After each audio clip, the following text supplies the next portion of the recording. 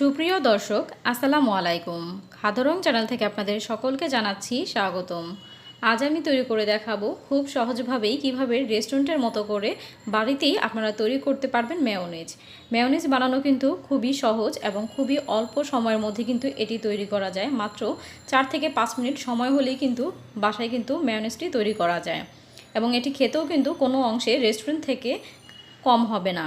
আপনি খেলে কিন্তু বুঝতেই পারবেন না যেটা আপনি বাড়িতে তৈরি করেছেন নাকি রেস্টুরেন্ট থেকে কিনে এনেছেন। তো চলুন তাহলে দেখে নিই কীভাবে আমি মেয়োনিজ তৈরি করে নিয়েছি। মেয়োনিজ তৈরি করার জন্য প্রথমে আমি একটি ব্লেন্ডার জগ নিয়েছি, এর মধ্যে আমি একটি ডিম নিয়ে নিচ্ছি। ডিমটি যদি ফ্রিজে থাকে তাহলে অবশ্যই আধা ঘন্টা আগে ডিমটিকে ফ্রিজ থেকে বের করে নর্মাল করে নিতে হবে। এখন এর মধ্যে আমি দিয়ে দিচ্ছি 1 টেবিল চামচ চিনি এবং 1 টেবিল স্পুন সাদা গোলমরিচের গুঁড়ো। আপনারা চাইলে এখানে কালো গোলমরিচের গুঁড়োও দিতে পারেন। দিয়ে দিচ্ছি 2 টেবিল চামচের মতো লেবুর রস, দিয়ে দিচ্ছি 1 টেবিল চামচ ভিনেগার,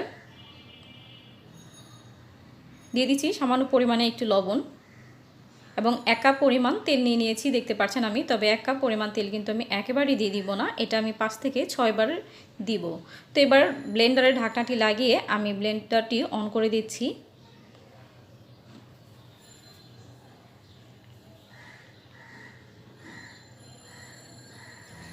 এক মিনিটের জন্য আমি এবার ব্লেন্ড করে নিব।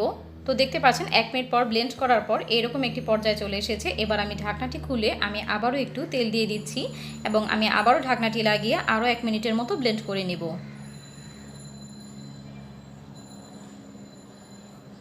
তো কিছুক্ষণ পর আমি এভাবে ঢাকনাটি খুলে নিব এবং বারবার আমি ব্লেন্ড করে নিব প্রায় 1 মিনিট করে।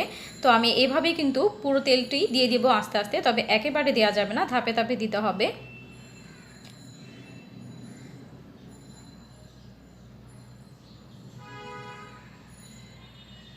তো দেখতে পাচ্ছেন এবার কিন্তু তৈরি হয়ে গিয়েছে মেয়োনিজটি। আমি একটু নাড়াচাড়া করে দেখিয়ে দিচ্ছি।